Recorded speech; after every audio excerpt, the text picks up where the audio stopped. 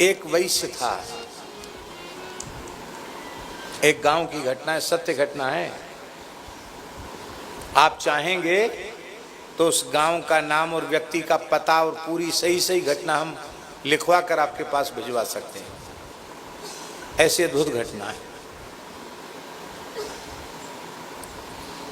गरीब आदमी था, वैश्य था, छोटा खेदान, छोटा दुकानदार, और एक अपने खेत पे ही एक स्थान बना रखा था, शंकर जी का मंदिर। वहाँ संतों को, आए गए संतों को रिकाता, उनको भोजन कराता और राम राम करता, राम नाम लिखता। तो सर्दियों का समय था, त्यागी तपस्वियों की जमात आ गई। उस गांव का नाम है देवरदा, जिसकी घटना है। त्यागी तपस्वियों की जमात आ गई। वो सब शरीर में कपड़े पहनते नहीं थे महात्मा लोग। शीत लहरी चल रही थी। उन्होंने कहा कि धूना के लिए लकड़ी चाहिए।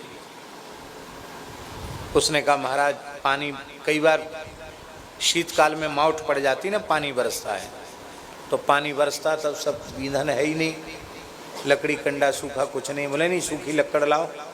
हम लोग त्यागी तपस्वी कपड़ा पहनते नहीं, बिना लकड़ के कैसे काम चलेगा। वो बेचारा बहुत परेशान हुआ, गांव में कहीं उसको मिला नहीं। महात्मा लोग नाराज हो गए, बोले हम जा रहे हैं। तो वो रोने लगा, बोले महाराज कहीं जाओ मत, इतनी ठंड में मौसम खराब है, यहीं रहो। अब हम प्रयास करेंगे कल तक किसी तरह से हम, पर अब रात को तो मत जाओ। बोले ठीक है। अपने खेत में महात्माओं को रुकाता था, तो भोले बाबा के दर्शन करने जाता था। अभी भी वो शंकर जी है। उनके पास रोने लगा जाकर के, बोले महाराज अब मैं तो थक गया हूँ, आप कोई ऐसी कृपा करो, आशीर्वाद दो कि साधु बेचारे दुखी होके जाए नहीं, उनको धूना उना तपने के लिए उनको लकड़, सूखी लकड़ी पर्याप्त मात्रा में मिल जाए।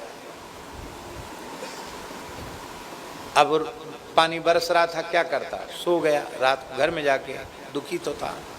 सवेरे महात्मा लोग चले जाएंगे।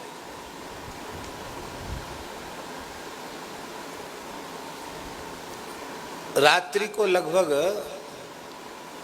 2:30-3 बजे पानी खुल गया था और लकड़ी पटकने की आवाज उसके आंगन में आई। अब कोई बड़े बड़े गट्ठर पटकेगा तो आवाज होगी कि नहीं होगी? आवाज आई। कई गट्ठर, कई मन लकड़ी।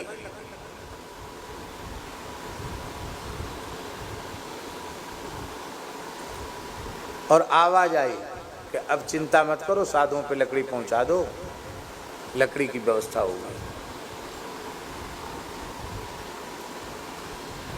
हड़बड़ी में दरवाजा खोल के बाहर आया तो धौ की लकड़ी, करधई कहते बुंदेलखंड में उसको, धौ की लकड़ी, धौ की लकड़ी का जंगल वहां से लगभग 40 किलोमीटर दूर था। वहां से सूखी धौ की लकड़ी कम से कम 10 क्विंटल लकड़ी। कितनी?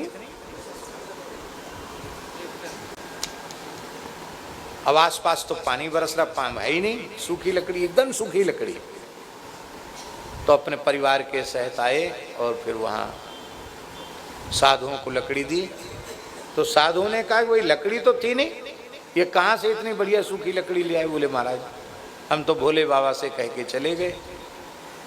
तो रोकर जब भोले बाबा से प्रार्थना की महाराज जी, तो शिव जी ने कहा कि पार्वती जी, गणेश जी, कार्तिकेय जी, नंदीश्वर, हम सब मिलजुल करके लकड़ी रात को काट के लाए हैं, सिर पे धर के लाए, तुम्हारे दरवाजे पे डालेंगे। तुम्हारे राम नाम के जब से, साधु सेवा से हम रीझ गए हैं। अब जब ठाकुर जी ने स्वप्न में शंकर जी ने कहा, वो रोने लगा। महात्मा बोले क्यों रो रहे हो भगत जी? बोले आप लोग बार बार पूछ रहे कि लकड़ी कौन पहुंचाए। भोले बाबा खुद सिर पे रख के लकड़ी पहुंचा के गए।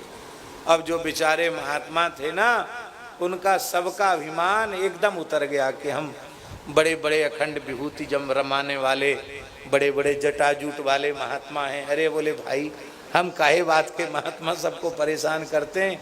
महात्मा तो ये है जिसके लिए भोले बाबा, और ये घटना बहुत पुरानी नहीं है, उस गांव में अभी थोड़ी दिन पहले हम गए थे, वहाँ लोगों ने सुना।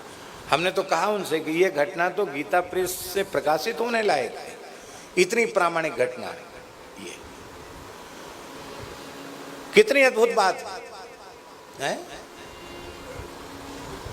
तो नाम की महिमा कैसी अद्भुत है। बोलो भक्तवत्सल भगवान की जय।